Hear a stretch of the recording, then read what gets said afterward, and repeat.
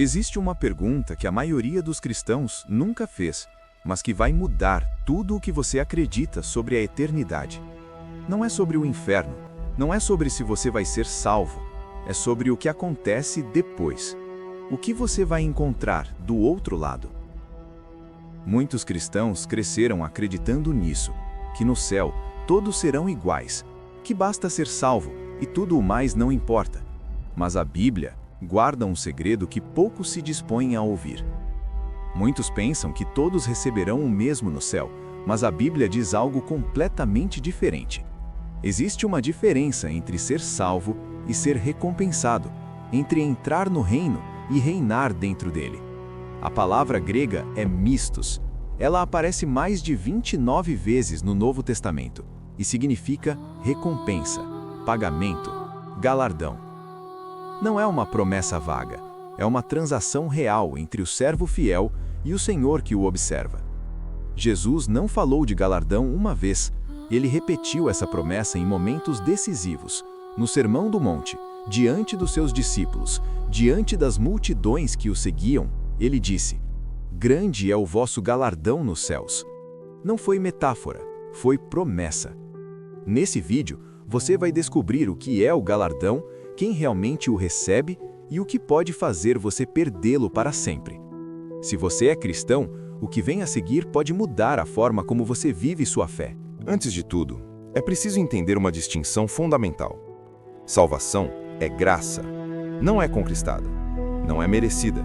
É um presente de Deus ao pecador que crê. Galardão é diferente. Galardão é recompensa pelo que você fez com o que recebeu. Jesus contou a parábola dos talentos. 3 servos receberam recursos do mesmo Senhor. 2 multiplicaram. 1 enterrou. Os 2 fiéis ouviram as palavras mais desejadas da eternidade. Muito bem, servo bom e fiel. O terceiro perdeu até o que tinha. O galardão não é medido pelo tamanho do que você fez, mas pela fidelidade com que você fez. A viúva que deu 2 pequenas moedas recebeu mais reconhecimento de Jesus do que os ricos que encheram os cofres do templo. Deus não pesa o resultado, ele pesa o coração. O apóstolo Paulo entendeu isso melhor do que ninguém. Ele escreveu em Filipenses 3,14: "Prossigo para o alvo, para o prêmio da soberana vocação de Deus em Cristo Jesus."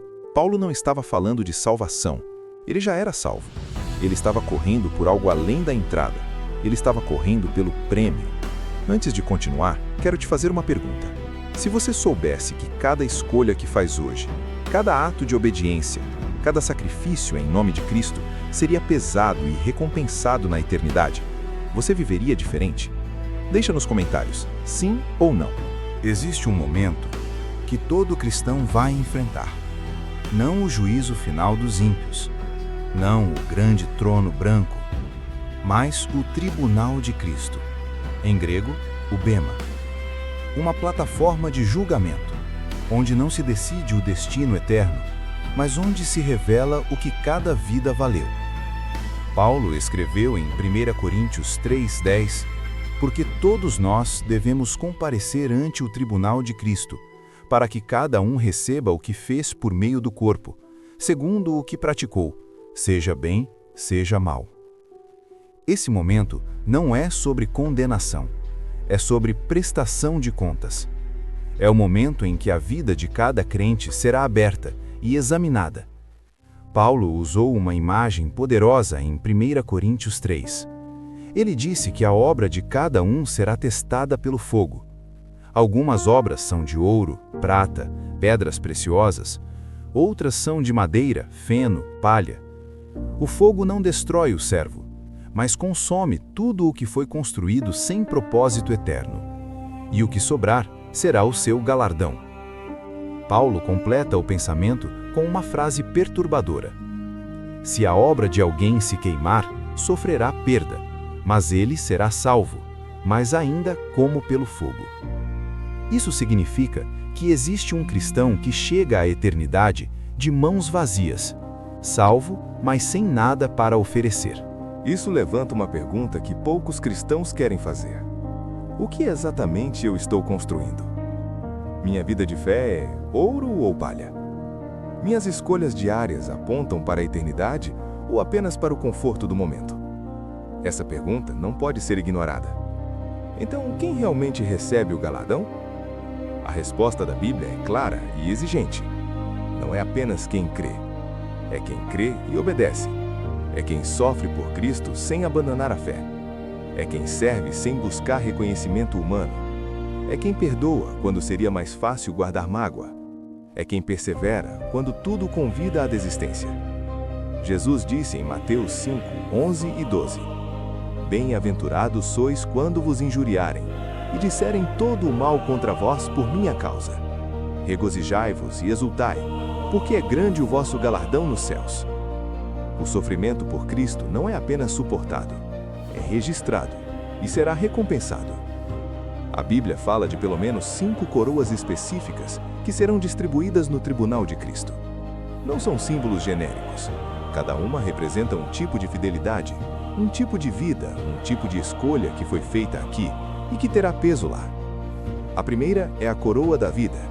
Tiago 1,12 diz: Bem-aventurado o homem que suporta a provação, porque uma vez aprovado, receberá a coroa da vida. Essa coroa é para quem resistiu, para quem não fugiu da tribulação, para quem permaneceu fiel, mesmo quando tudo ao redor desmoronava. A segunda é a coroa incorruptível. Paulo a descreve em 1 Coríntios 9:25. Ele compara o cristão a um atleta que se domina em tudo, não para ganhar uma coroa que murcha, mas uma que jamais perece. É a coroa do autodomínio, da disciplina espiritual, do corpo e da mente submetidos a Cristo. A terceira é a coroa de regozijo. Paulo chama os Tessalonicenses de sua esperança, sua alegria, sua coroa de glória diante do Senhor Jesus. Essa coroa é para quem ganhou almas, para quem não ficou calado quando deveria falar, para quem plantou a semente, mesmo sem ver o fruto. É a coroa do evangelista fiel. A quarta é a coroa de justiça. Paulo a menciona em 1 Timóteo 4:8. Às vésperas de sua morte, ele escreveu: Está guardada para mim a coroa de justiça, que o Senhor, o juiz justo, me dará naquele dia. Essa coroa é para quem amou a vinda de Cristo, para quem viveu com os olhos no retorno do Senhor, para quem não se acomodou, mas esperou com ardor. A quinta é a coroa da glória. Pedro a descreve em 1 Pedro 5:4. É a coroa prometida aos pastores e líderes fiéis, aos que apacentaram o rebanho de Deus, não por obrigação, não por ganância, mas de coração. Quando o Supremo Pastor aparecer, eles receberão a coroa da glória que não se murchará. Das 5 coroas que acabamos de ver, qual delas mais fala com a sua vida agora? Qual representa o tipo de fidelidade que Deus está pedindo de você nessa temporada? Deixa nos comentários o número da coroa e o motivo. Mas há algo ainda mais sublime sobre as coroas. Em Apocalipse 4:10, os 24 anciãos lançam suas coroas diante do trono de Deus. Eles não as guardam, não as exibem, as devolvem ao único que é digno. O galardão, no fim, não é para nós glorificarmos.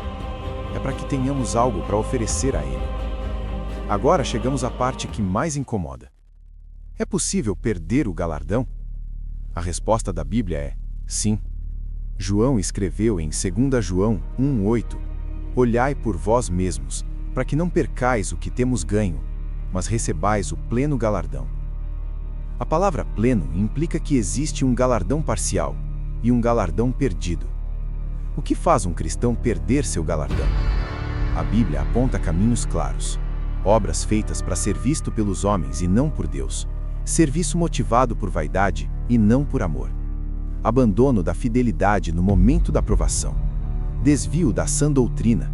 Viver como se a eternidade não importasse.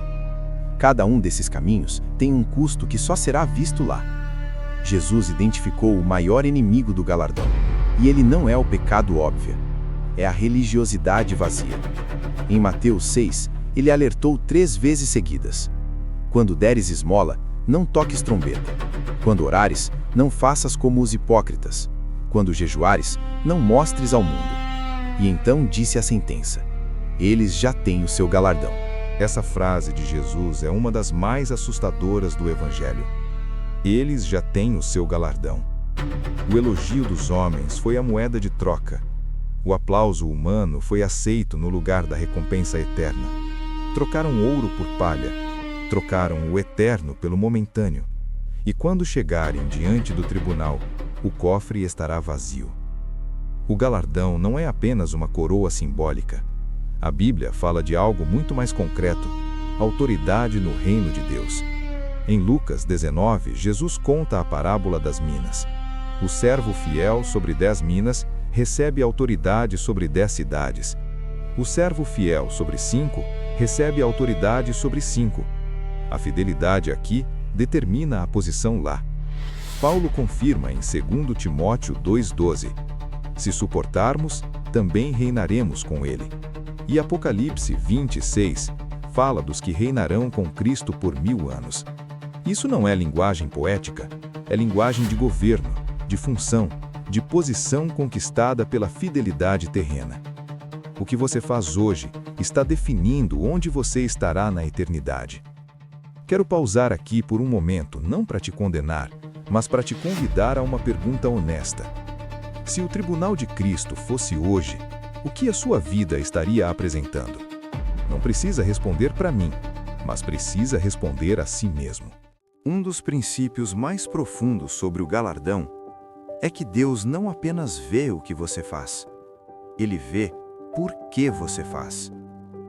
2 homens podem pregar o mesmo sermão, um por amor a Cristo, outro por amor à fama.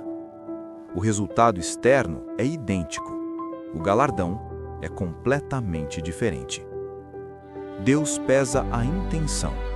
Jesus estabeleceu um princípio repetido 3 vezes em Mateus 6. Teu Pai, que vem em secreto, te recompensará. O que é feito no escuro, diante de Deus, tem mais valor eterno do que tudo que foi aplaudido em público. O jejum que ninguém viu, a oração da madrugada, o perdão que você deu sem contar para ninguém. Deus viu e registrou. Paulo escreveu em Romanos 8,18: porque para mim tenho por certo que os sofrimentos do tempo presente não são comparáveis com a glória que em nós há de ser revelada. O sofrimento do cristão fiel não é desperdício, é investimento.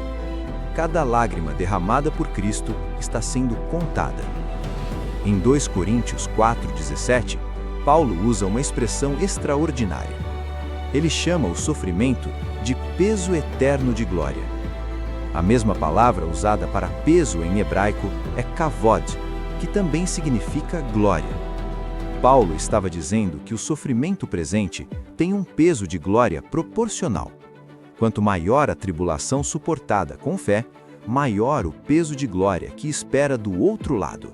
Há uma palavra que resume tudo isso: mordomia. Em grego, oikonomia, administração da casa. Deus não nos deu a vida para gastarmos como quisermos. Ele nos deu recursos, tempo, dons, relacionamentos e um dia pedirá prestação de contas. Não de quanto acumulamos, mas de quanto investimos no eterno. Antes de continuar, quero te perguntar algo prático. Qual é o dom ou recurso que Deus te deu que você ainda não está usando para o reino? Não precisa ser grande. Pode ser o seu tempo, pode ser a sua voz, pode ser o seu dinheiro. Deixa nos comentários o que você sente que Deus está te chamando a investir. Um dos maiores enganos sobre o galardão é pensar que ele é reservado para os grandes, para os pregadores famosos, para os missionários heróicos. Mas Jesus disse algo radicalmente diferente. E qualquer um que der a beber um copo de água fria a um destes pequeninos, não perderá o seu galardão. Um copo de água. Deus honra o pequeno. Jesus disse em Lucas 16:10: quem é fiel no mínimo, também é fiel no muito. O treinamento para o reino não começa na glória, começa no anonimato, no trabalho que ninguém vê, na obediência que ninguém aplaude, na fidelidade que não tem plateia. É ali que o caráter eterno é forjado. Paulo escreveu em Efésios 5,16: remindo o tempo, porque os dias são maus. A palavra grega é exagorazomenoi, que significa resgatar, comprar de volta. O tempo não é neutro, ele está sendo consumido. E cada dia que passa é um dia a menos para construir o que imposta na eternidade. O tempo é o recurso que não volta. Um dos maiores ladrões de galardão não é o pecado escandaloso, é a procrastinação espiritual. Vou servir mais quando tiver tempo. Vou dar mais quando estabilizar financeiramente. Vou orar mais quando a vida acomodar. Mas Tiago avisa: não sabeis o que acontecerá amanhã. O amanhã que você está esperando pode nunca chegar. Jesus não chamou ninguém para uma vida confortável. Ele chamou para uma vida frutífera. Em João 15:2, ele diz que o Pai poda todo ramo que dá fruto para que dê ainda mais fruto. A poda dói. O crescimento custa, mas o cristão que foge da poda, foge também do fruto. E sem fruto, não há galardão. Cada ato de obediência é um tijolo colocado na estrutura eterna. Não importa se alguém viu, não importa se alguém agradeceu, não importa se custou algo que você não queria perder. A obediência é a linguagem do amor a Deus. E Deus não esquece nenhuma palavra dita nessa língua. Mas existe um cenário que a Bíblia não esconde. O cristão que começou bem e parou. O serviu com fervor e esfriou. Que corria com tudo e sentou à beira do caminho. Hebreus 12:1 diz para largar todo o peso e o pecado que tão de perto nos rodeia. O peso que rouba galardão muitas vezes não é o pecado óbvio.